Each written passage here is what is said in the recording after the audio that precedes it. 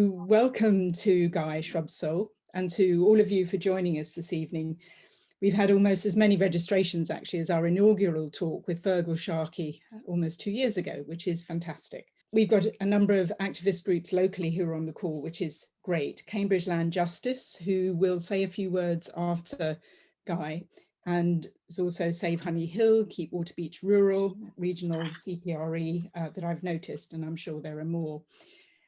Please do all use the chat to let everyone know what campaigns and actions you're involved in. You have seen that Guy's agreed for the meeting to be recorded, and we'll let you know when it's up on Friends of the Cam's YouTube channel.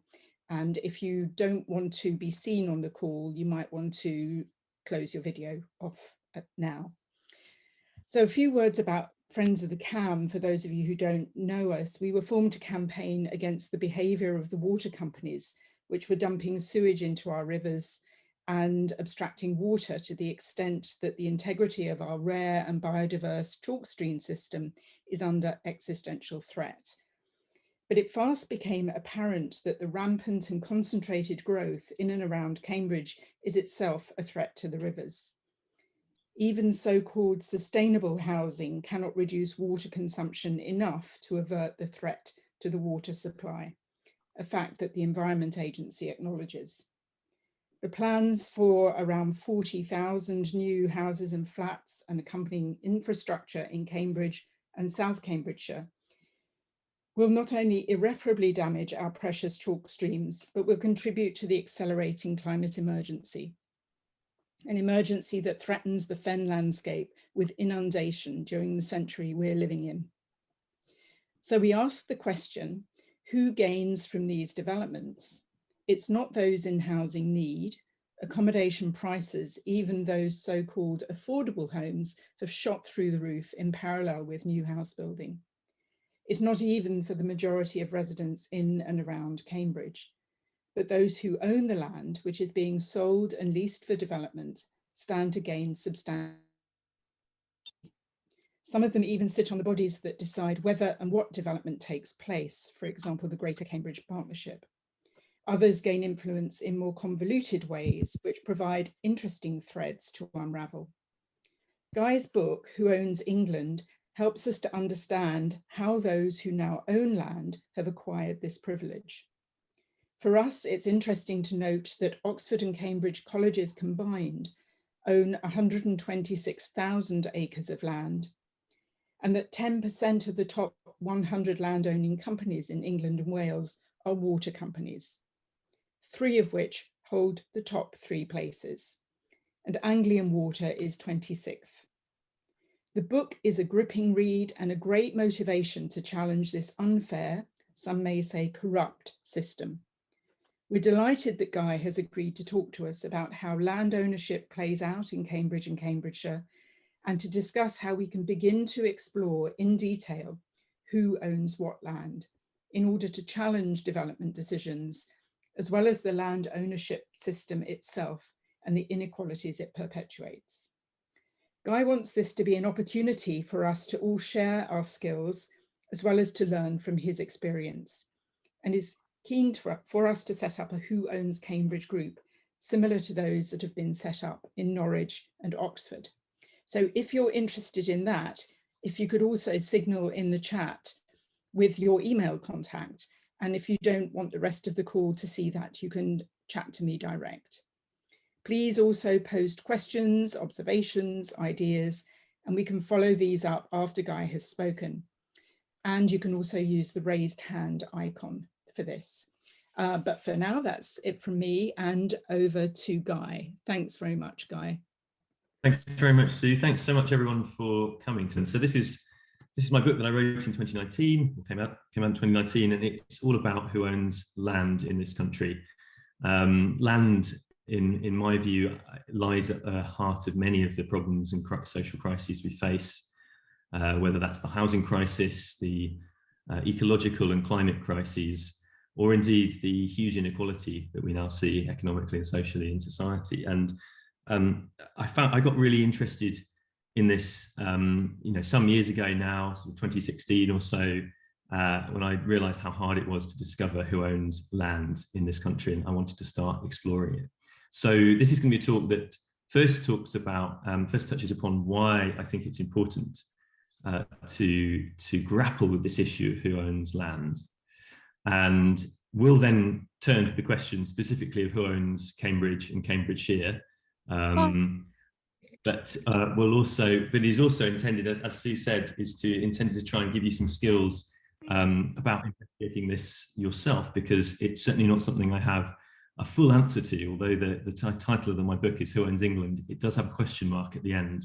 That's deliberate, because it's not a gazetteer of all the landowners. It's a question, it's a detective story. And I'd love you all to become land detectives and to, as Sue said, to investigate who owns your area of land and see where that leads you, because I think it can be a hugely powerful tool in lots of different sorts of campaigns. The first thing to say about land in England and who owns it is how it's shrouded in secrecy. Land ownership is, I think, one of our oldest and darkest secrets. It goes all the way back to 1066 and to the Norman Conquest and the Domesday Book that followed 20 years after that. And it's remained something that's very bound up in power and wealth in this country, even in the 21st century, even though we may not think of ourselves as, living in that sort of, in an agrarian country anymore, or a country where big aristocrats rule the roost. Well, I've got some news for you. And our countryside is obviously full of physical barriers like this keep out sign that I'm showing here, but the secrecy also goes deeper. It goes beyond the kind of the barbed wire fences and the walls that are erected by landowners to keep out the prying eyes of the public. It also goes into the very records around land ownership itself. Before we delve into that, into the secret of land ownership, let's just touch upon why I think land ownership matters. And firstly, I think land ownership matters because of inequality. Inequality in economic and social terms, is obviously huge and increasing in England and in Britain today. And land is part of that. Land ownership is part of that. By my best estimates and calculations, less than 1% of the population own half of all England. And that's based on looking at both land registry data, but also looking at information that the Department for the Environment publish on the number of farm holdings in the country. And this is an inequality that of wealth and of power that goes back a very, very long way. Around a third of England is still owned by the aristocracy and landed gentry, by my estimate. And many of these aristocratic and families can trace their ancestry all the way back to the Norman Conquest. It was William the Conqueror who really set the pattern of concentrated land ownership in this country all the way back then, almost 1,000 years ago. And he did so by vesting all the land in England into the crown, and then using that power to parcel it out again to the church and the original 200 Norman barons who invaded England with him, some of whom are still with us today. The Duke of Westminster, his family is descended from one of the original Norman barons. And if you compare this expanse of land that is owned still by a very small number of people with 5% of land owned today by homeowners, individual homeowners in this country, as you can see on this graph here, I think that's just quite a startling gulf, really. Despite everything we're told by politicians about living in a property owning democracy in which home ownership is the dream. And I just wanted to give you a sense also of how concentrated land ownership is. Can everyone just see all these slides, or is there a thing that's in the way? Are the videos in the way, or can you see the full slide? You should be able to see the full screen, hopefully. It seems fine, Guy. Yeah, oh, that's good. That's good. I just wanted to check it wasn't being obscured by anything. So this is an example of a land ownership map. We'll see more of these in a bit. This is a map of landowners in the county I grew up in, West Berkshire. You see Newbury there at the centre, a town so good they had to put a bypass around it. back in the 1990s. That's when I was growing up there, and the environmental protests against the Newbury bypass were quite formative for me. They got me very concerned about the 10,000 trees that were being chopped down, 4 SSSIs that were being ploughed through in order to create a road that saved a few minutes off of a journey around the edge of Newbury. But what I didn't really realise when I was growing up there, although I clearly could see that it was quite a leafy and well-to-do place, was that how concentrated land ownership was in these very large estates. And just 30 landowners own nearly half of West Berkshire.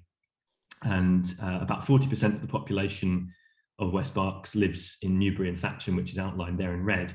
And you can see there how concentrated the population is in a small area versus these vast estates, vast aristocratic and sort of newly wealthy estates. In fact, the biggest landowner in West Berkshire is the area's former MP, Richard Benyon, now Lord Benyon, and he is one of the environment ministers in the Environment Department. So I think, again, there, the interplay of land, wealth, power may seem something that's straight out of, a Hilary Mantel novel about the history of this country, but it is actually, I think, very living and breathing today. It's still very much part of our present. And to give you another example of a map of land ownership, just to demonstrate how concentrated ownership is in some parts of the country, this is who owns a large chunk of Dartmoor, which is now near where I now live, which is in Totnes, on the edge of Dartmoor National Park. And just 15 landowners own half of Dartmoor National Park. And the big area here in purple, dominating Dartmoor, is the Duchy of Cornwall. So the crown, essentially, or the heir to the throne. And there are various commons around the edges that are owned by private individuals. But it's not just about inequality, it's about land ownership matters because it intersects with a whole load of other issues as well, food and farming being one of them. We all have a stake in this, not just because we all eat food, of course, but because our taxes help pay for farming and how land is managed in this country. We spend about £2.5 billion each year on farm subsidies. And the way they've worked up until now has been essentially a subsidy for large landowners. It's based on the area of land that you actively farm. Although many farmers are tenant farmers, a lot also are actually a lot of farms are actually owned in hand and are farmed by estates or an estate companies, and so they are the direct beneficiaries. Even when it's farming is done by tenant farmers, often you'll find that the subsidies that we pay for farming has ended up being reflected in rents, and also is reflected in inflated land prices. So what this graph is showing you here from the FT from a few years back is how farm subsidies have actually pushed up agricultural land prices in the UK, and how there was a big rise in the price of land, the value of land, around about the time when the cap system that we were part of when we were in the EU switched from headage or production payments to simply paying farmers and landowners per acre of land that they farmed, and that's in about 2005. There's that particularly big recent rise. And whilst farmland prices did dip after the referendum, I think it's true to say that the trend has reversed since then, and they've started rising again. And obviously there is a debate now, we're right in the middle of the debate, in fact, still, about how we subsidise farming, how we pay farmers and landowners to manage land in the future. And that's something we may touch on again later on in the talk. But who owns land is also, of course, has a huge impact on nature, on the health of the ecosystems with which we share this country. And a lot of river pollution is, of course, caused by water companies allowing storm drains to overflow and pour sewage into our rivers. But half of the problem of river pollution is also because of agricultural pollution. It's down to fertilizers and slurry being spread in vast quantities on our farmland, more than can be absorbed by that land. And it simply flows off, and it often runs off into rivers and pollutes them. Now we have the current government attacking environmental regulations, such as the rules around nutrient neutrality, as they have been called, and saying they're going to remove them and to remove various nature protections that we enjoyed when we were in the EU. because they see them as a brake on economic growth. And obviously I would argue that there ain't no jobs on a dead planet, and if you want to have a healthy economy, you've got a healthy environment. And I'm sure many of you agree, if not all of you agree. So this is another reason to care about land and who owns it and how it's used. The climate crisis is also a crucial reason to care about land. Now, we obviously think often in terms of climate change about energy use and fossil fuels, but another part of the equation is also about the biological stores of carbon that we have and natural carbon sinks, because they're also crucial.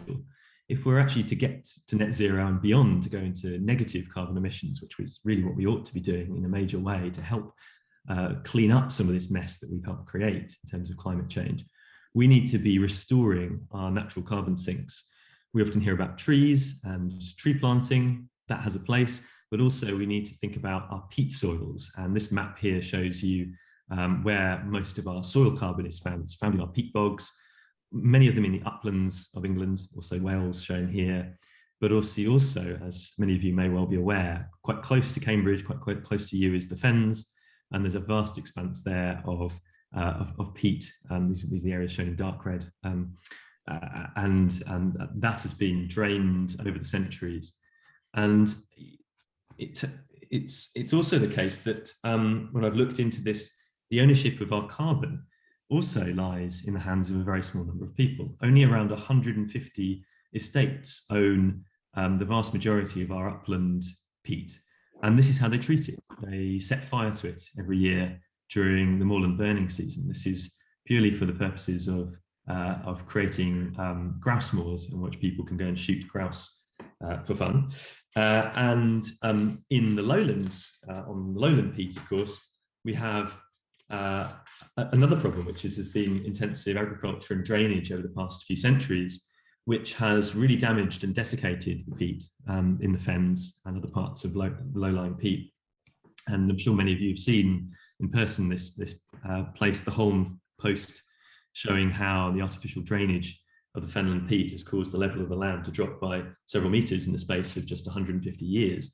That's not just affecting the ecosystem and the land, it's also has caused a huge amount of carbon to be released into the air and a lot of extremely fertile soil to be washed into the wash.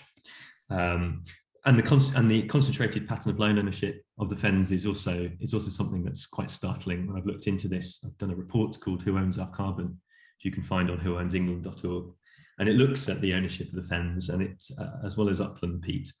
And you know, many of the same names crop up again and again: the Cambridge colleges, the church commissioners, various pension funds, all of them trying to invest in high quality farmland because they think it's a good long-term investment. But obviously it's not a very good long-term investment if the way in which you farm is causing all of this fertile soil to just leach out into the sea and into the air and blow away into the air. So some really hard decisions really needed. Well, I think easy decisions really should be made, actually, because we clearly need to be doing something different, but some very hard issues to grapple with here, because we need to be engaging this elite of landowners in managing the land differently. And lastly, I would say land ownership matters because it affects the public's access to land. This is a protest that I was on just the weekend with a group of friends from Totnes. We went to a large estate on the southern edge of Dartmoor.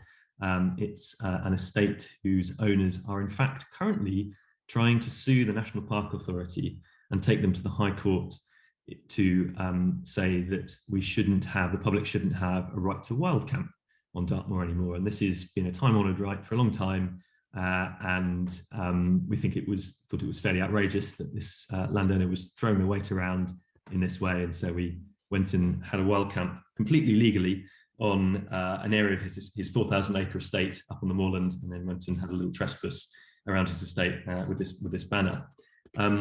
But this isn't just a question of individual estates, it's actually also about the overall picture of land in England. We only have a right to roam over just 8% of the country. It's great that we do, but many of those places are remote from where many people live, and I'm part of a campaign, the Right to Roam campaign, that is calling for an extension to that right to roam, particularly to places that are closer to where more people live, such as woods and rivers and greenbelt land. And I think the fact of the matter is that over the border in Scotland, there's been a full right to roam for the last 20 years. It seems to have worked rather well. So I think it would be great if England started to move in the direction of its Scottish neighbour, of Scotland. So on to investigating land ownership. Hopefully I've convinced you that there are lots and lots of different reasons to care about who owns land. And now I'm going to talk a bit about how you go about investigating it. So you theoretically ought to be able to just simply look up who owns land in the Land Registry. It's the government's official registrar of who owns land in England and Wales. But despite having been set up all the way back in 1862, it's still not actually finished doing its job. It hasn't actually registered all the land in England and Wales. We don't know who owns all the land. And about 15% remains unregistered even today. That doesn't mean that no one owns that land. It means that someone does, but it's very, very difficult to find out who owns it. In many cases, it's because it hasn't actually passed out of an aristocratic family, it's not come onto the market, or has been retained by the state or by the Crown, for example, for a very long time. And even for the remainder, the 85% of land that has been registered, you have to pay £3 for every land title and every land map that you want to be able to get that from the Land Registry. And because there are 24 million land titles registered with the Land Registry, you do the maths, it's about 72 million pounds if you wanted to buy all of them to find out who owns England and indeed who owns Wales. And I obviously didn't have that money when I started investigating who owns England. So I had to find some other routes to investigate it, to become a land detective. And so I started to do things like submit freedom of information requests to public bodies, also to water companies, because water companies are also they're not open to the FOI Act, but they are open. They are liable to be asked questions under the Environmental Information Regulations, which are a similar set of laws. And I started asking them for maps of land owned by water companies. Some of them gave it to me freely. Others said, "Bugger off! We're not going to give that to you. We don't think it's environmental information." I protested. I looked up farm subsidy data. Maps of farm subsidy agreements to try and investigate land ownership that way. And I found various other workarounds.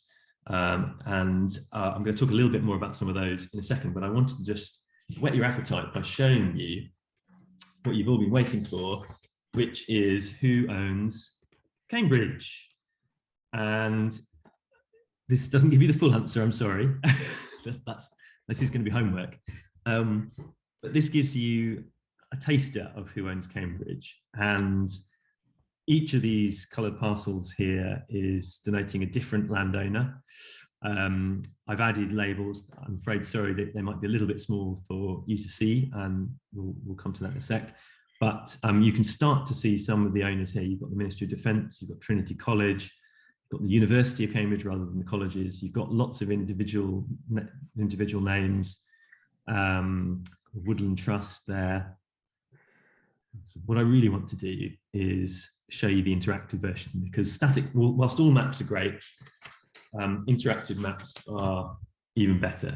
Brilliant. Okay, so what I'm doing here, so there's two things to explain. Firstly, I'll explain the program I'm looking at this in, because this is useful, and then I'll talk about the data and where I've got that from. So this is a program called QGIS, which I'll make it full screen. Some of the things at the edges.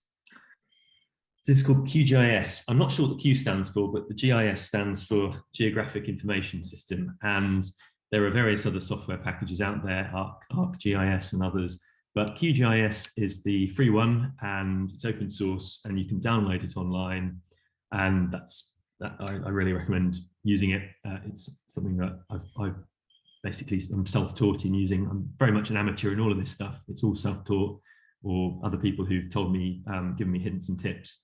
So it is something that you can learn yourself, even if you don't feel like you're a computer geek or a mapping geek.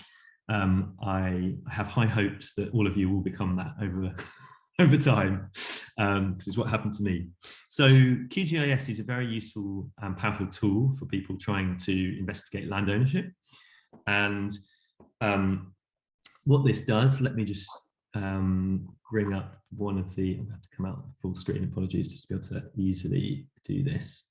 But basically what you can do in it is you can not just look at a static map and see that, but you can start to point and click and find out more information from it. So this is telling us that that bit of land there that's highlighted in the pop-up box is owned by someone called Peter Bennett, apparently, who has a land agent called Savills. And it was registered in a certain date and is called a certain thing there. Okay, well, that's interesting. Let's have a look at this purple one here. Interesting. For some reason, Kent County Council owns some land in Cambridgeshire. Who knew? So various bits of information can come from this. Let me just zoom out because that's not the whole picture. So this is actually this data set actually is of all of Cambridgeshire, and where it comes from is it's called a Highways Act map, and it exists because under the Highways Act 1980, section 31.6, extremely boring bit of legislation, but otherwise very useful for us land detectives. Under that clause in that act, what landowners are allowed to do is to register their land with the local authority in order to protect their land against future rights of way claims. So I spoke earlier about how land ownership is bound up with public access. Here's an example of it. Landowners have a tool by which they can say, okay, I don't want the public creating new rights of way through my land over time. Here's a way I can sort of safeguard my property against it. But what that means is that on the back end of lots and lots of local authority websites are maps of very large estates. And that means that we can start to investigate land ownership using this sort of cunning little tool and little ploy. Many local authorities publish this information simply as a series of PDF maps or scanned in ordnance survey maps, and they bung them onto the very obscure part of their website, and it's not in a particularly useful format. But this one here, I think I FOI'd it some time ago from Cambridgeshire County Council, and they provided it to me in this format. It's called a shapefile. It's a GIS file, which means that it's interactive. You can play around with it. You can use it to analyze things. You can start to copy and paste bits of it and start to interrogate it. So behind all these colorful shapes lies something called an attribute table. If you just bring it up here, it's got all sorts of information in here. We can see from the different columns what's in it. It's not just got the owner, it's got all sorts of other things, but obviously what we're most interested in here is the landowner. So I'm just going to sort this by alphabetically and see if any particular large landowners pop up. So scrolling through it here, and we can see Cambridgeshire County Council, for example. We can see the church commissioners. They crop up as owners of a number of different properties. We also have the Mormon Church, the Church of Jesus Christ. Interestingly, they bought up a lot of land in Cambridgeshire, I think in the 90s, possibly earlier. Some of this information, by the way, may not be 100% up to date. This is stuff that's been deposited by landowners with the local authority over some time. So, for example, I think this is possibly now up to date. The fact that the Cooperative Wholesale Society, for example, is listed here as an owner of farmland. I think they probably sold up their land some time ago to another buyer. You see some of the dates here may stretch back a little way. So with a lot of this information that you're looking into, you have to be wary of obviously changes over time. Sometimes estates are sold and it changes hands. So really ultimately the ultimate source of information on this is going to be the land registry, but obviously you don't want to have to pay out £3 for every single tiny parcel of land, really. So this is why searching for proxy sources of information, I think is very useful, and it's going to be handy for us. I'll just bring up, sorry, switched to the wrong thing there. I'll just bring up a couple of the other data sets that I tend to draw on to try and investigate land ownership in any particular area. And I've loaded them up here already, and I'll just make them visible in the map. So what's coming up now, you can start to see it's becoming a complete jumble of things. This obviously looks like a nightmare to have to deal with. So you really have to kind of, this is why it's useful to kind of focus in on a particular area or a particular landowner, rather than trying to make sense of absolutely everything all at once. What all of these orange parcels, I'll just get rid of the previous map, what all of these orange parcels are showing is environmental stewardship payments, or countryside stewardship payments, as they're sometimes called in this file. And this is a part of the system of farm subsidies that we currently have, whereby the landowner has agreed to carry out some sort of environmental stewardship of the land in some way, whether that's create a wildflower meadow or plant hedgerows or whatever. And some of this information is published online as a series of maps. Now, it doesn't necessarily give you absolutely every owner. It gives you the active farmer, but we can start to point and click at this information as well. For example, here, Stetchworth Estate Farms. Well, here's a clue already. We've got an estate being mentioned, especially if you start having things like not just simply the name of farmer or farm, but the estate tends to imply that it's a slightly larger entity. It might be an older, perhaps aristocratic estate. And I think in this case, Stetchworth, I think until recently was owned by the Duke of Sutherland. So there you go, that's another clue you can start to use to investigate land ownership. Just to give you one further bit of information here, one further data set, I'm going to bring up the actual full set of land registry cadastral parcels, as they're called, for Cambridge itself. So I'll zoom in so we get a better view of that. And this is important to understand. So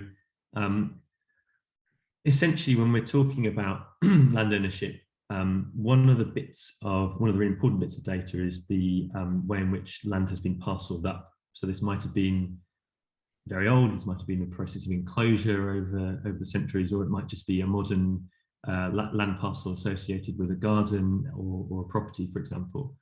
And we can see here there's a whole load of different sized and shaped parcels of land around Cambridge.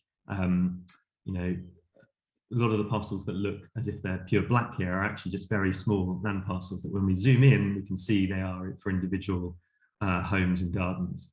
And the larger ones may relate to arable land or parks or whatever. So we can flick between the underlying map and this land parcel map. They're called Inspire polygons, and they can be downloaded from the Land Registry website. But what this doesn't tell you at all this gives you is the kind of blank jigsaw, basically. It gives you the pieces, but it doesn't give you the picture. It doesn't actually tell you any of the landowners. You have to be able to relate landowners to each of these parcels. So if we click on some of the other layers that we had earlier, let's start off with the highways map ones. We can start to see how we've started to colour in some of the bits of the jigsaw, fill in some of the bits of the jigsaw, but obviously there are many, many more still to find if we're wanting to answer that question of who owns Cambridge and who owns Cambridgeshire. So these land parcels here in red are owned by, unsurprisingly, the University of Cambridge. I thought I might just zoom in on another area just because of your particular interest as friends of the CAM, which is of course to look at land ownership around the river CAM. And again, we don't have a full picture. I'm sure many of you will be able to help fill in this picture with your local knowledge of the area. I obviously don't have that knowledge. I'm just trying to use data sets that I can get access to remotely. But this is something very much which is good to be driven by local organisations, local groups, local networks of people who know the area, know who might own a patch of land that hasn't yet been mapped. But for example, here along the banks of the river, we've got Grantchester Estate, owned by King's College, and on the other bank we've got the Trumpington Estate, owned by someone called Pemberton Settled Estates. I'm sure you're nodding here, Sue. You know all about that. That's good. So, in many cases, hopefully this won't be telling you new things, but what it might be doing is giving you tools to help fill in the blanks where there might be, might still be secrets and mysteries yet to uncover and things that you want to be able to find. I'm just going to switch back to a few more slides and then we'll go into kind of Q&A and discussion and more skills sharing and so on. But just to kind of recap some of those data sets and a few others.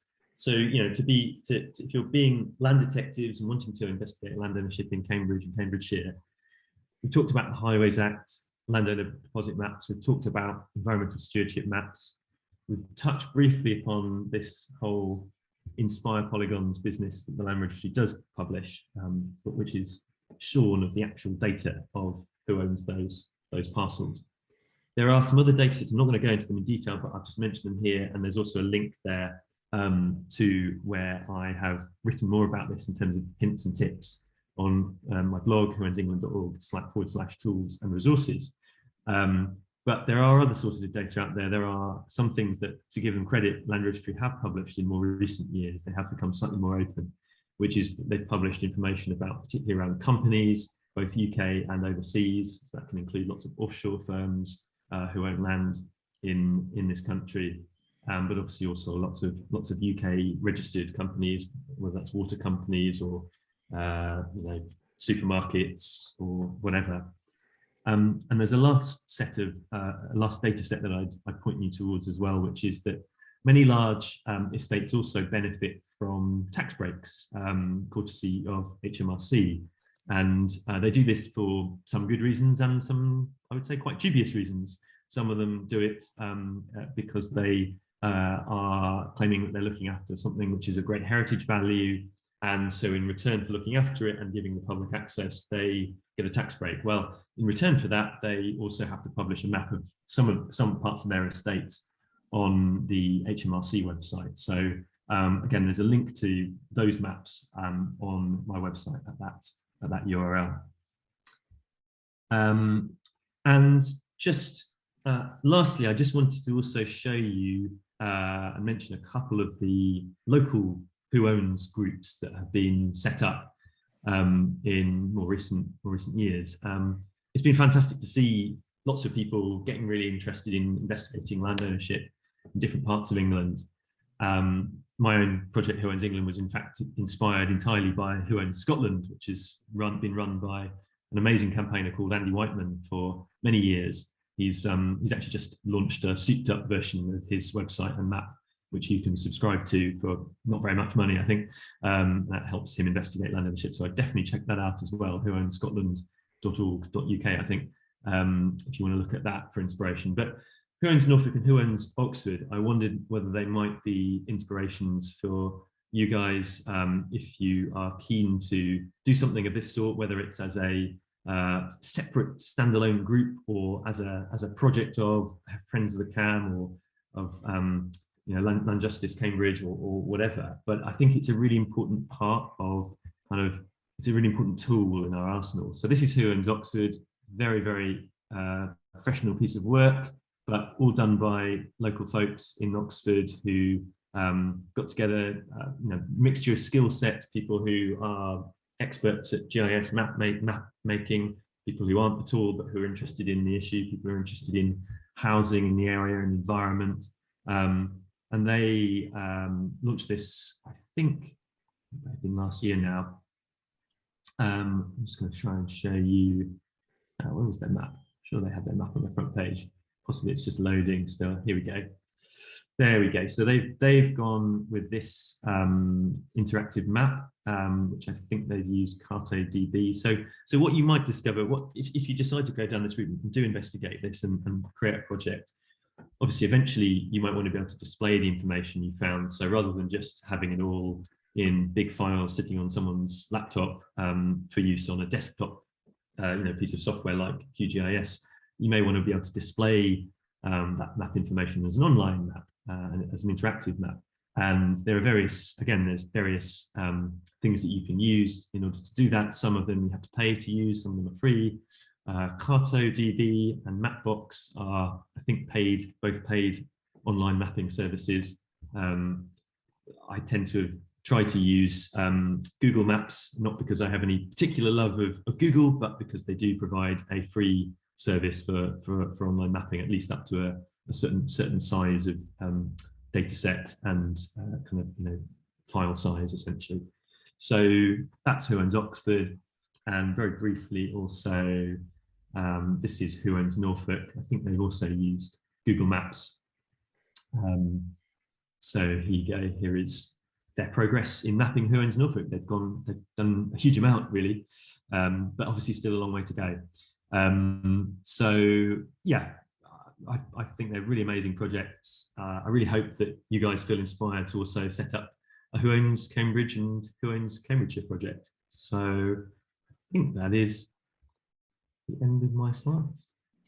That's brilliant, Guy. Thanks very much. There are a number of questions coming up in the chat, and also people have been helping each other out and telling us who Pemberton is and various other things.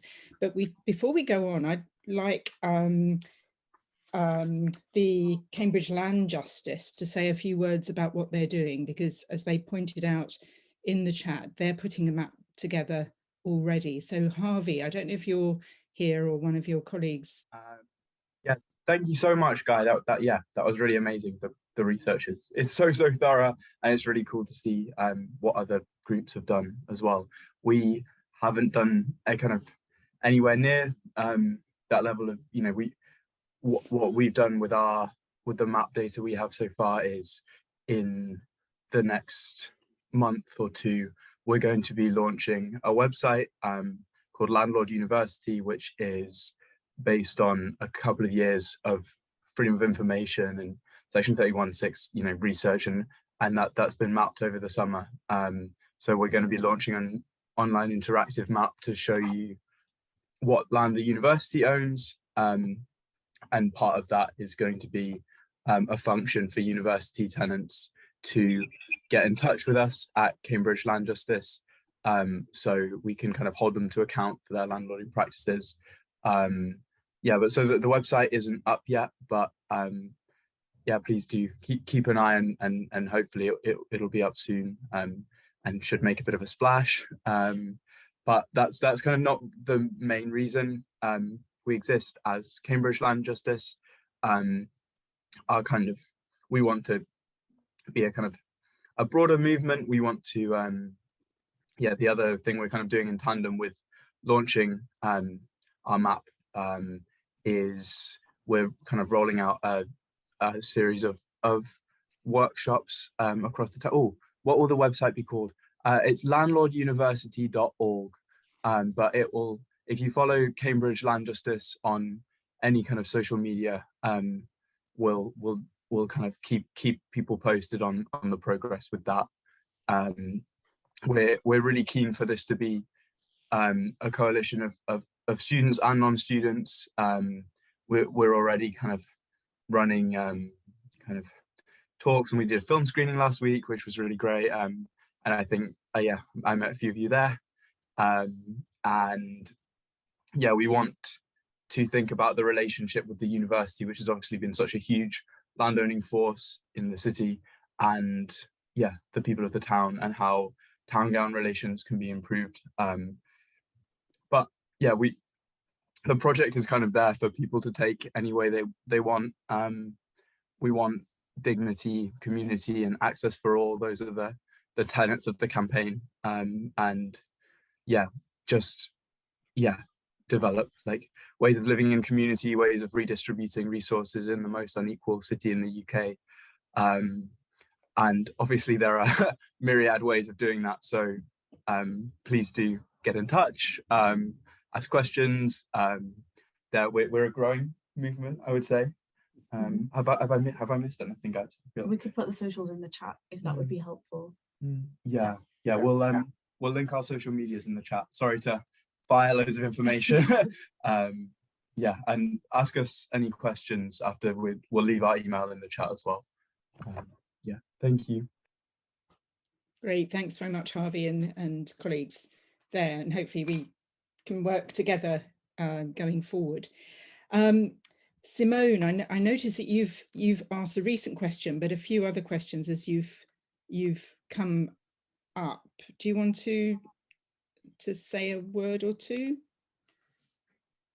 Is Simone there? Hi there. Sorry, I'm using my mobile phone because I couldn't find my laptop in time, and it's taking me a little bit of a while to get used to using it. Can you hear me okay? Yep. Yeah, sorry, no, I was just wondering, because a little while ago, quite a few years ago, before I went to uni, I did a Rights of Way Restoring the Record course, and then I never got, it was just a one-day free course that was run, I don't know if it's the British Horse Riding Association and the Ramblers or something, but they were all doing this course to make sure that people didn't lose their rights of way throughout England. And they were going to, I can't remember what the law was, but it was something to do with they were going to stop people from, if a certain route wasn't particularly like registered or whatever before 2026, they people might end up losing the right to be able to go on the land and use those routes. And I just didn't know if anybody else had done the training with them or if anyone else knew about them as well, because I have a couple of books at home if people want to borrow them and use them to find out, because I think that might be a good way. They had lots of training where you had to go to the different record offices in London or wherever to find out who owned land and who you could apply for, because people were saying that they owned land when they didn't. So I think that's one of the annoying things, is when people pretend that they own land and stuff. So yeah, no, that was all I was wondering. So yeah, I'm quite interested in maybe trying to pick up doing something, because I never managed to do anything and I never managed to get any pathways open or keep any things up to date. So yeah, that was all.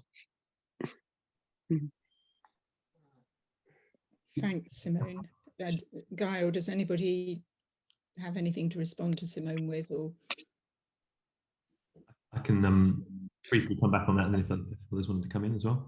I mean, firstly, I just wanted to say, I don't think I've properly got to say this, but Harvey and Cambridge Land Justice Group, that sounds absolutely amazing what you're doing. So I'm very excited to see what you're producing. And obviously, also, I meant to say earlier, all of this data that I've got, I really want to send it to anyone who wants it. So, you know, ideally, if there's sort of one or two people who could be kind of point people for me to send the files to, this is all to share and to give, you know, to share freely. But Simone, and your point about rights of way, I mean, yeah, a very good point. And there has been a brilliant campaign by the Ramblers in recent years called Don't Lose Your Way. And they actually completed their map of historic rights of way that have been lost, and found this was an amazing Wow. mapping and crowdsourcing project, crowdsourced mapping project, in which they got loads and loads of people to basically do digital mapping, where they looked at maps that had been digitized, historic maps, and then drew in where those maps showed old rights of way that no longer existed on current day map. So it's fantastic, and they discovered that about 50,000 miles of paths have been lost since the late 19th century, which is pretty astonishing, really. And you know, you think, oh, well, where have they been lost? Down the back of a sofa? They've been extinguished by landowners, often have used, you know, it's not quite the same tool as the Highways Act section 131.6 thing. That's about future rights of way and preventing future rights of way, but they have essentially extinguished many of those footpaths. But what they have been trying to do is you mentioned this 2026 cutoff point as well. Well, actually, the government we had under Boris Johnson actually did promise to get rid of that deadline, which would have meant, doesn't mean that suddenly we get all those rights of way, historic rights of way back instantly, but it does mean that there's not quite such a pressure to register them all before 2026. Now, who knows with this lot?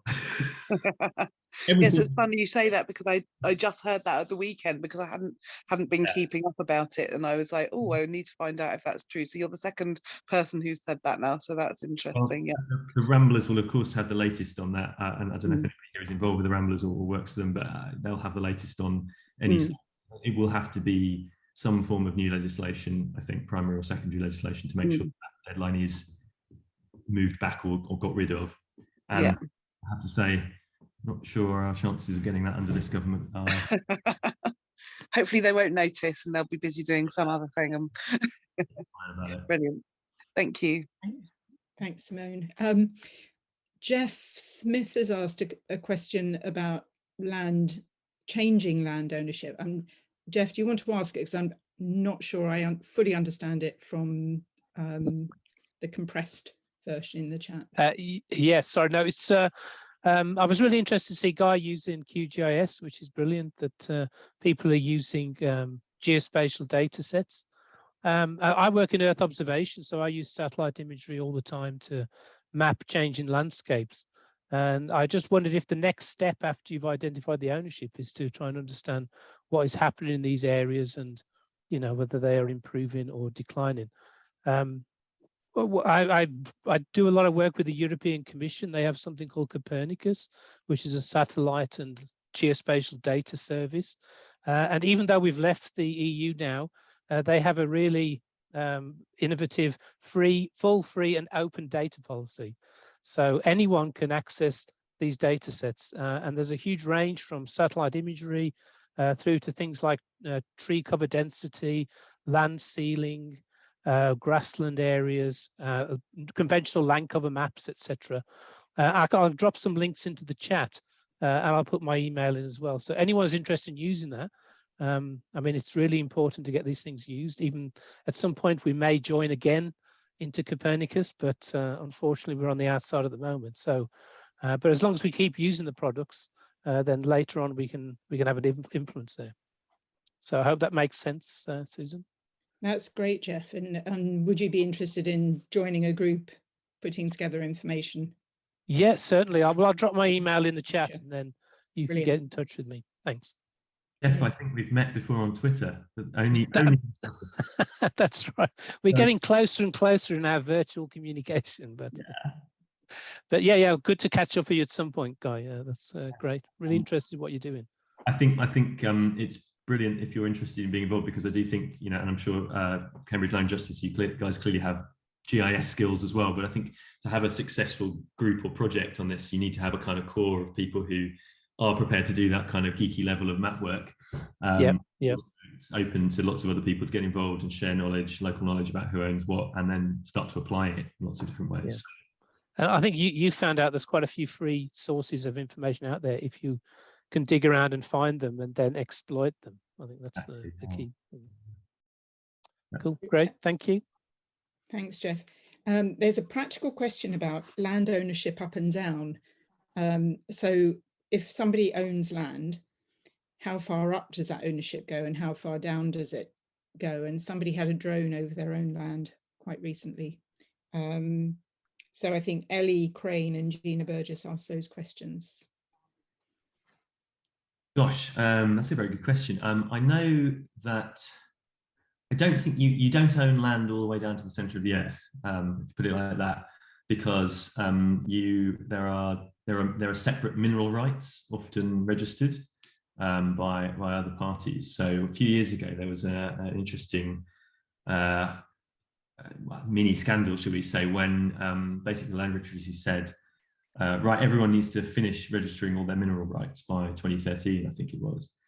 And that led to various aristocrats who had ancient and long-standing mineral rights writing to thousands of homeowners around the country, sending them letters saying, by the way, I own the metals and minerals underneath your house, which obviously got a lot of people very nervous. Now, it doesn't mean that they're necessarily going to come and develop and dig a quarry in your back garden, or dig a mine, but it may mean that obviously there are minerals underneath your house that may be owned by someone else. You may have to look in the Land Registry to see if that's the case. Don't want to cause anyone to feel nervous about this, but it's just one of the ways in which land law works in the UK. I don't know so much about air rights, rights to the sort of space above your land. It looks like Jeff does.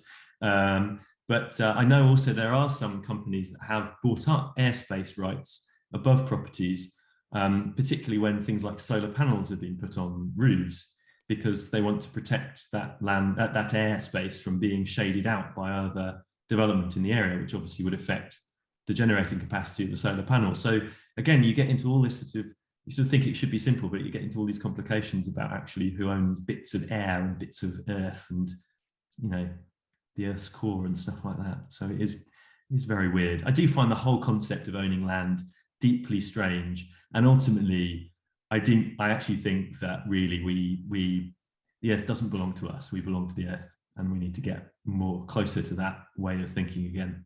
But we are stuck in a system, a legal and economic system, in which we own land. In fact, we invented this way of thinking about land ownership, and I think we need to start to dismantle it. Shall I quickly come in there? Obviously I work with satellites, not drones. But from what I know about the drone issues, if you're just a private person, you should only be flying over land that you own or is kind of community land, which has permission to actually fly drones. If you're a professional drone flyer, I think you can then have more ability to fly, but you still then have issues around being within line of sight of the operator, and then if you fly too high, there are issues about flying into airspace, air traffic control issues. So so if a drone does appear over your land, I mean, you're probably well within your rights to find out who's flying it and why are they flying it. Sue, can you see the people with their hands up? No. Okay, because several people have got their hands up. Shall I? Do you want to introduce them? Okay, so there's Miranda. You've had your hand up for a while. What's your question or comment? You'll have to unmute yourself, and then we'll hear. Oh, there we go. Yeah, I wanted to come back when Simone was talking about the 2026 cutoff. I mean, Guy kind of answered it in terms of the Ramblers, and I'm intrigued to hear that the Ramblers think they've finished and done it all. I belong to the British Horse Society, and I work on access for the British Horse Society, and we are still beavering away, finding either completely lost rights of way, or in many cases, far too many cases, rights of way that have been recorded just as footpaths, when from historical evidence, they should have been bridleways. And that work is still very much ongoing. And one of the issues that we have is we submit these, they're called definitive map modification orders, DMMOs. British Horse Society now has well over 100 of them in with the County Council, and the County Council don't have anyone to process them. So goodness knows when they'll all actually be dealt with and whether we'll ever actually get these new or upgraded improved rights of way in place. But it's not just about ramblers, please. It's about horse riders and cyclists as well. Yeah, absolutely. Just to say on that, I didn't mean to imply that the Ramblers have finished the job. I think they've done a big chunk of a very hefty job of finding historic rights of way for, as you say, footpaths, but that doesn't, as you rightly say, cover higher access rights for and bridleways and indeed access for cyclists in many places as well. So yeah, it's not job done. And quite rightly to say, once you've just identified the historic rights of way, you then have to go through this extremely laborious process of actually trying to get them registered by the local authority, which is obviously going to take years. And that's why the deadline of 2026 was such an issue and remains such an issue until it has been removed from the statute. Okay, Harry, I think you'd like to say something. You'll need to unmute. Yeah, you've done it. Cheers. Yeah, no, so I guess just to come off with a comment that I think Harvey wrote earlier. So yeah, so there's now a like Cambridge Land Justice Right to Roam working group. I actually work at the National Right to Roam campaign with Guy. If anyone wants to join that, I guess get in touch with the Cambridge Land Justice group. But that's going to be really, really good fun. And I think there's a lot of cool stuff that we can chat about in terms of right to roam in Cambridge and Cambridgeshire. I'm actually based in Ashwell, which is one of the sources of the River Cam. And I personally would love to do some kind of trespass or action around right to roam around the River Cam or something along those lines. But definitely everyone should get involved with this, with right to roam on a local issue, and we can hopefully create a really cool local group for right to roam around Cambridge and Cambridgeshire and get everyone excited and involved, which would be fantastic. So yeah, that's where. Did you put your details in the chat, Harry? Imagine, Harvey, you might have the details of that. I mean, I can put my own email, but Put your own email, because I think the idea of doing a right to roam around the CAM is very attractive to us in Friends of the CAM. So fantastic. That sounds great. I'll do that now. We could organise something together. Yeah, that would be great. We can organise it with Right to Roam and many other organisations. Yeah, be great. Jani, would you like to say something, ask a question? Yeah, I'd like to ask a slightly, or discuss a slightly different issue, and that is the ownership of land by the city and council and county council in Cambridge. And we're particularly interested in this because of the community campaign around St. Matthew's Peace, where we discovered that, first of all, we discovered that the county council, which got ownership of the north half of St. Matthew's Peace when there was a reorganization such that the county became responsible for education, and the Howard Mallet was characterized as Howard Mallet Center was characterized as an educational institution.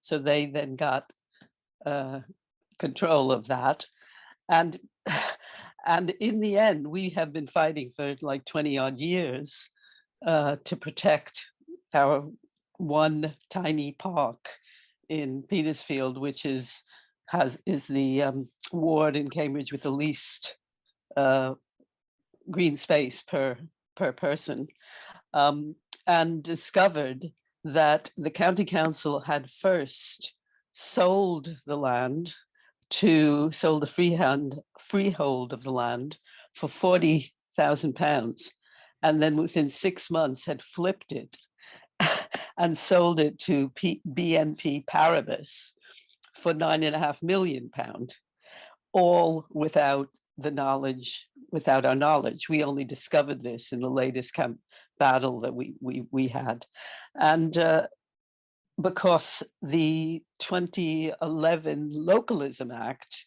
established this concept of assets of community value and the right for community organizations to bid for land, and the necessity for this to go out to consultation. And we never heard it. So there was absolutely anything about it. And they said that that our county councillor in Petersfield had been informed. She had not been informed, and there was no record that she had been informed. So, this kind of corruption or, fraudulent behavior really on the part of the county council has, we have been deprived of land which we hold dear. So I just wondering, we're talking about private and we're talking about the colleges, but what about land which in theory is owned by the people of Cambridge, the council lands and common lands? What can we do about these sort of issues? Do you want to say something, Guy?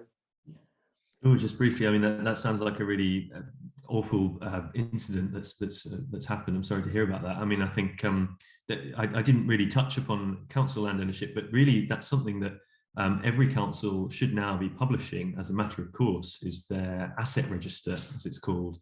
And really they should be publishing a full map of land ownership. There isn't really any reason why they shouldn't now do that, and I think you should definitely request one if you wish to. And try and get it published as a matter of course. So, and that might help. It won't resolve necessarily issues like the one you've raised, but I think it can help with public scrutiny of ultimately what is land that is owned by the public and in the public's name. And I think that sort of level of transparency and just getting that kind of transparency normalised within councils is something that's really important. Some councils like Sheffield City Council, for example, now publish all their land ownership data as a map, just fully publicly online. I mean, in the specific instance of what you're talking about, I think it's really great that you've raised the Localism Act and community right to bid. Something I've long thought is necessary in England is a proper, strong community right to buy, such as the type that exists in Scotland. Sounds subtly different to what we have. It's actually very fundamentally different in that community groups in Scotland have first right of refusal on assets of community value, whereas here it's still, you're still up against basically anyone who wants to bid for it. I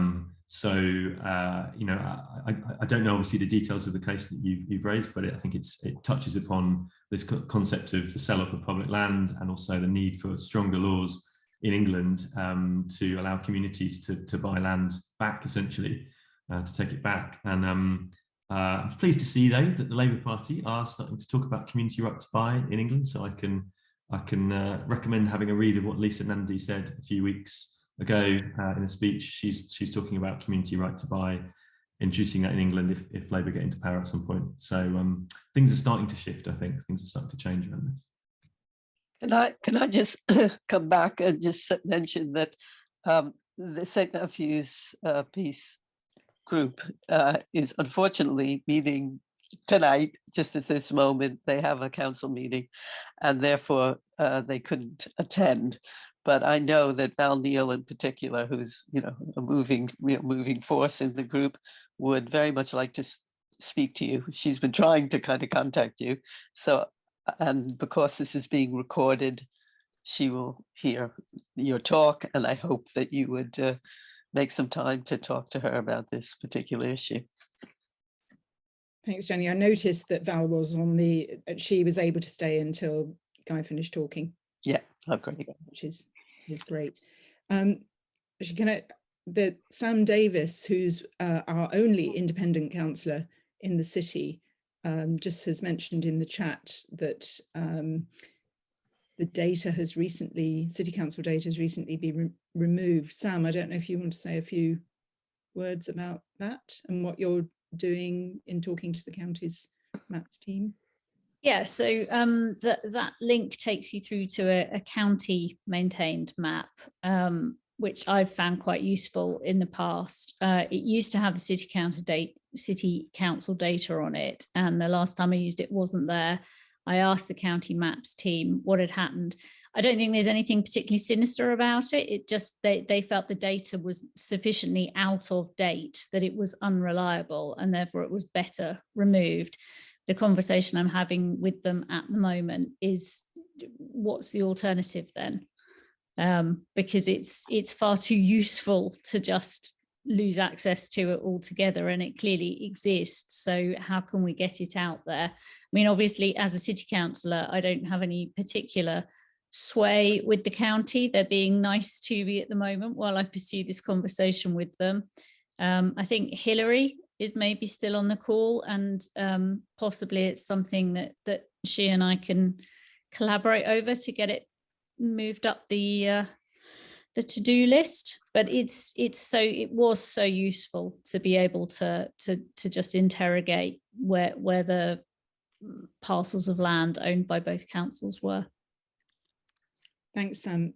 Hilary, do you want to say a few words, or would you be able to help with that if you're still here? Maybe she's gone.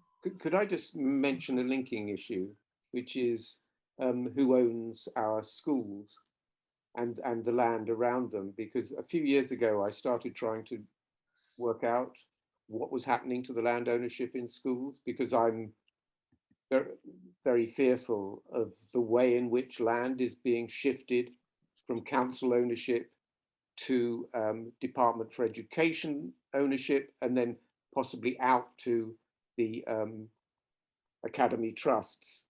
And there are maneuvers around school land which make education ripe for sell-off at some point, and very attractive to buyers because of the link to land. I wondered if Guy had thought about that issue. I'm afraid you got me there. I haven't thought about that at all. I've very briefly heard and read about the things like sell-off of school playing fields and other, things like that. And I believe there's some sort of ministerial lock on that. But I am not aware, and obviously see from a distance the sort of creeping privatisation of lots of the education system, but I don't know very much about that at all. So that's something definitely worth looking into, I would imagine. Maybe something we could add on to our efforts here to understand what's happening to land ownership, because I think there are shifts. It's a bit like public, because school land, school playing fields, essentially a common land. They're what should be owned by the community and open in some way to community use, and that is disappearing from the community. And that's, I mean, in a county like Norfolk, that's vast areas of land. Anyway, Sue, there are 2 or 3 other people here who got their hands up. Okay, do you want to identify them? Kieran. Hi, good evening. Yeah, thanks for the talk, Guy. I really enjoyed your book as well. It was really, really interesting read. I should probably add a disclaimer as well. I'm a town planner for the Greater Cambridge Planning Service, but I'm here in personal capacity, so please don't at me in the chat. But I have a question about the future of land ownership. Be interested to hear your thoughts. So, historically, the question of land tax and ownership has been very vexed in the political sphere. So, in the 60s, 70s, Labour had the betterment tax repealed on 3 or 4 separate occasions by Conservative Party. So be interested to hear your thoughts about how changing land ownership can be achieved when kind of processes such as the expansion of compulsory purchase order or even a rehashed betterment tax would likely be met with quite fierce political opposition, considering the history of that in the 60s and 70s. Yeah, very good point. Thanks, Kieran, and I'm glad you enjoyed the book. And I think the where to begin? It keeps on going back and forth. This debate keeps on rumbling on, even though it's much more under, sort of subterranean now, rather than sort of out in the open. There was in fact a consultation put out by former Minister Michael Gove about the issue of land compensation and essentially councils and development corporations being able to buy land closer to existing use value. And I don't know where that consultation has gone. I imagine that it's going to go the way of lots of things that have been torn up in recent weeks. I actually saw that as a glimmer of hope, that there was a sort of start of even a cross-party consensus on the need to tackle spiraling land values when it comes to house building, because you can keep churning out more and more homes and building more houses, but if they're unaffordable, that's not really resolving the issue. And obviously, a large part of the value of a property is ultimately bound up in location value and the value of the land underlying the house. So I think we really do need to contend with this, and you're quite right to point out that you can't really do that if you're just if one government brings in something and then you get a developer strike or a landowner strike refusing to bring forward land for housing and waiting for the other party to get back in and repeal it all again. So I don't know the answer. I don't know the solution to that. I think that I can see the glimmers of a slightly different future for land ownership in England starting to come over the horizon. I hinted at earlier when I mentioned community right to buy, because I do think there is a greater scope for community-led housing efforts, community ownership of, not just of pubs, which are, and community town halls or whatever, but I think also for communities to become more invested in things like rivers, for example. Why not have a community-owned river? Why could the CAM not be vested in the people of Cambridge, rather than the different colleges or whoever owns it currently? Obviously, the Declaration of the Rights of the River that you've made before is to try and give the river itself a sense of personhood or legal personhood, but perhaps a step towards that is to vest it in the ownership in the community. Beyond that, I do think there are other things that could be done and may well be done in future under different governments around taxation of land. May not come through betterment taxes or similar things like that, or even a full-blown land value tax, which has obviously been tried and then subsequently repealed as well a long time ago under Lloyd George.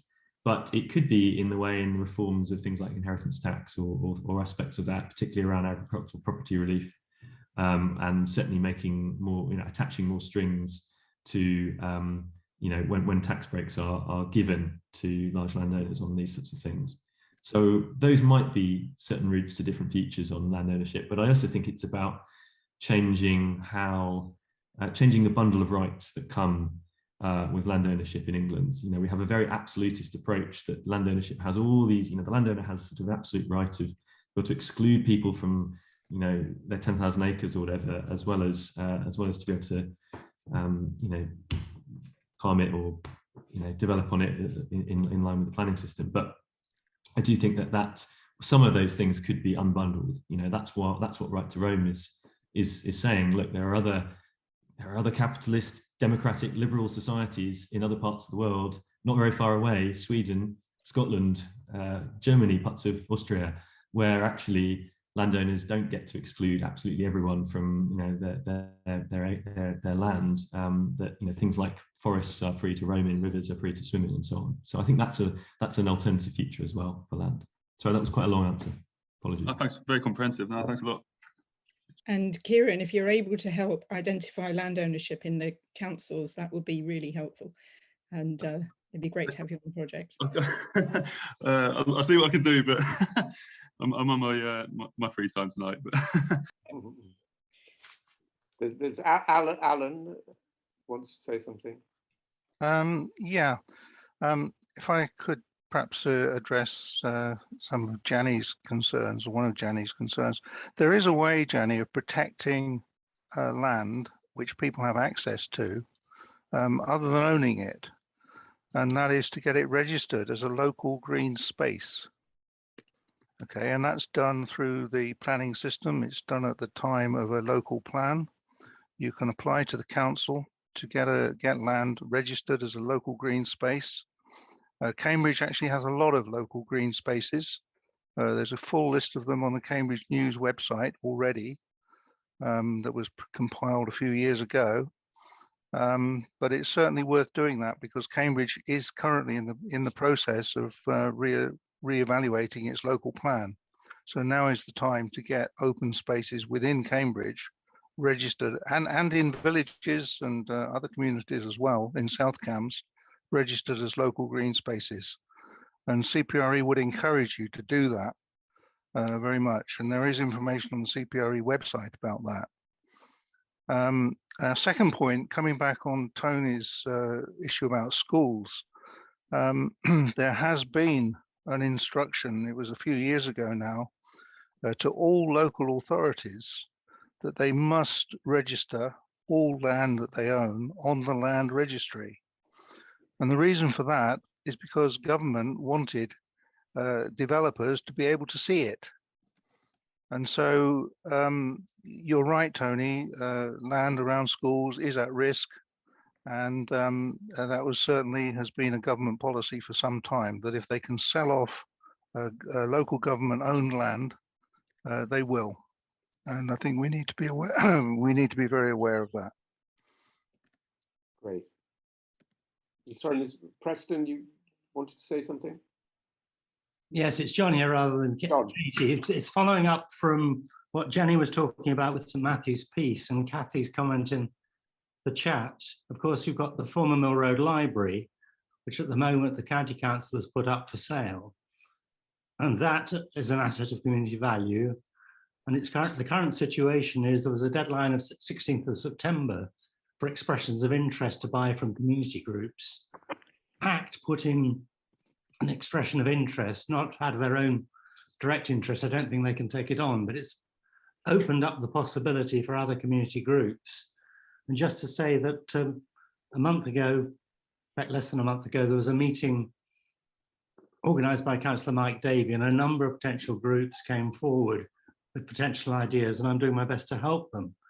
But it'd be really good to have, for people to know that the future is up for grabs at the moment.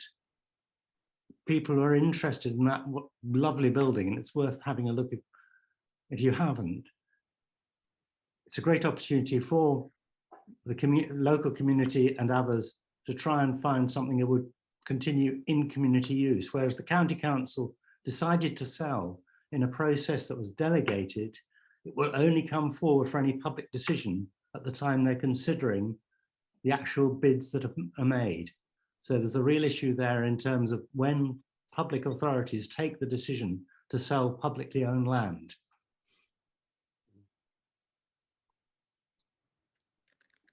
Thanks.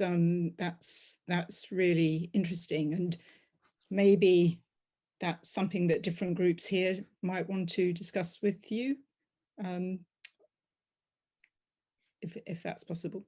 Just to say, sure, I'll put my email in the chat. So. Great. Thanks. John.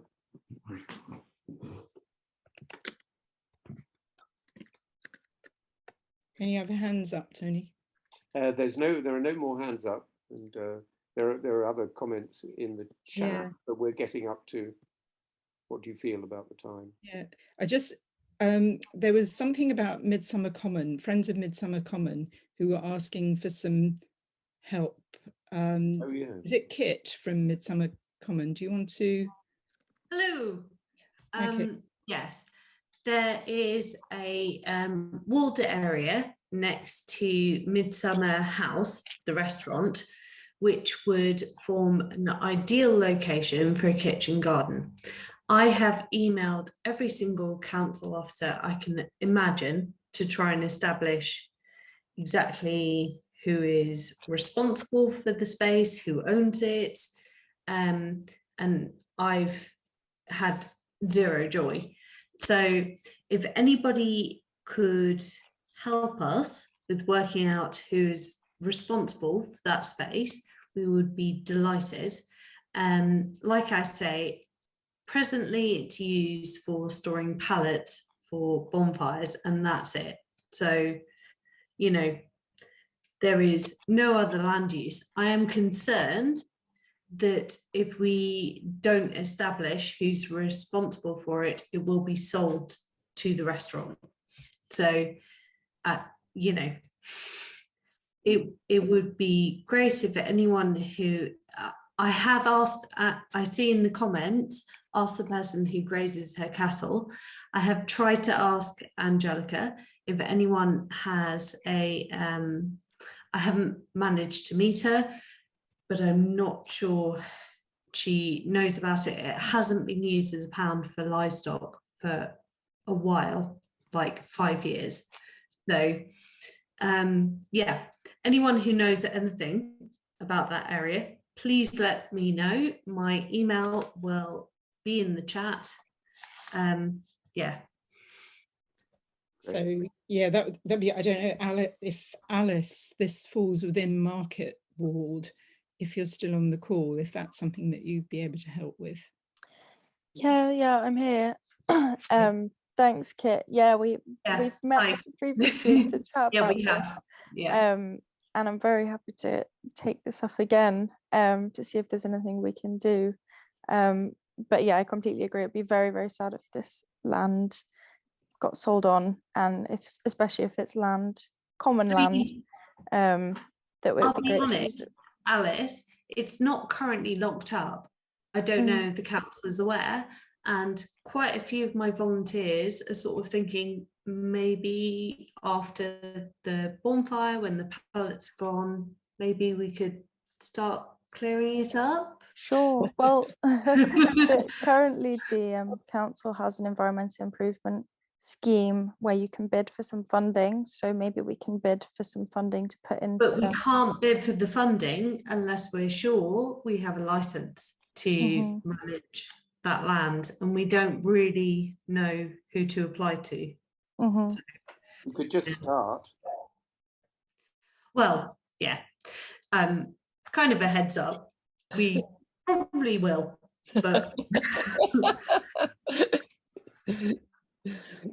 there are a few local issues coming up on the chat, including the Cambridge Lakes, but I'm wondering if we should formally bring the meeting to a close, but leave the lines open for anyone who's wanting to touch base with anybody else on the call, or with Friends of the CAM, or with Cambridge Land Justice. We really appreciate you spending this time with us, Guy, and sharing your experience and your expertise. And I think there's loads of stuff here to help us get going.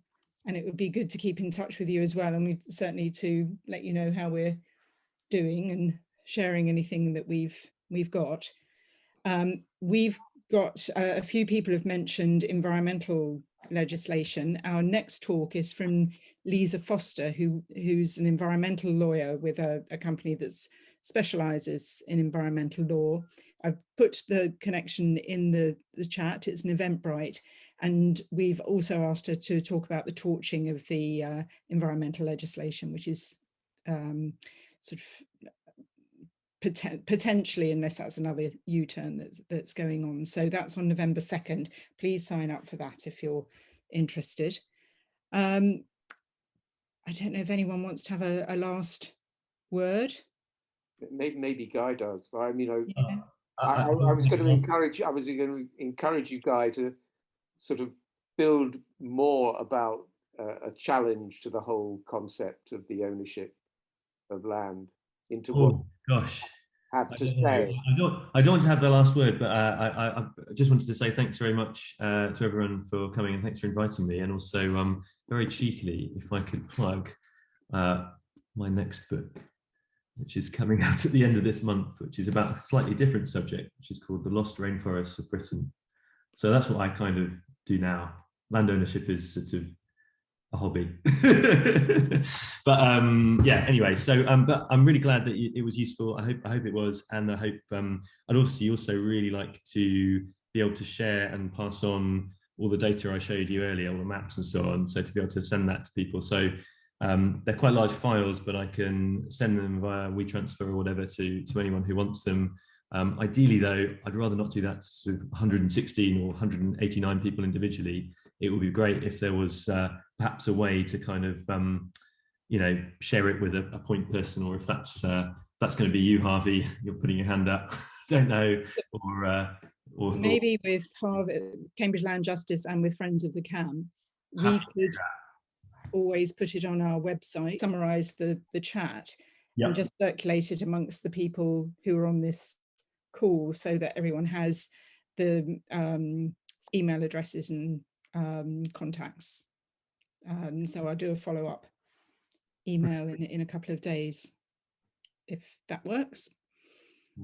So thank you, Guy, very much. Thanks to all those who have come on the call and for the work that you're doing in various campaigns. And as I said, we'll keep the Zoom open for a little while for anybody else who wants to have a chat or connect with anyone. Hopefully see you all soon, and good luck.